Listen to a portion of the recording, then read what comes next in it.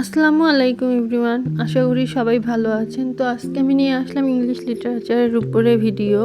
তো আমি আজ ফার্স্টে বইগুলো দেখাই দিই। তো first of all handbook on English literature, এই বইটি আমরা সবাই চিনি। এই বই খুবই প্রিয় একটি বই, কারণ হচ্ছে এইটাতে অনেক সংক্ষিপ্ত আকারে সুন্দরভাবে দেয়া রয়েছে। দেন নেক্সটে আসি মিরাকল ইংলিশ লিটারেচার। এই বইটাতে ডিটেলস আকারে সুন্দরভাবে দেয়া রয়েছে। এই দুইটা বই রাখলে আপনাদের ইংলিশ লিটারেচার আর কোনো সমস্যা থাকবে না। তার পাশাপাশি একটি জব সলিউশন 2024 বা 22 বা 23 সালের যে কোনো একটি জব সলিউশন সাথে রাখবেন বিগত বছরের কোশ্চেনগুলো দেখার জন্য। এরপর আমি বলে দিচ্ছি যে মোস্ট ইম্পর্ট্যান্ট টপিক ইংলিশ লিটারেচারের টপিকগুলো থেকে সবচেয়ে বেশি আসছে বিগত বছরে বিসিএস পরীক্ষায়, আমি আপনার সাথে শেয়ার করে দিচ্ছি।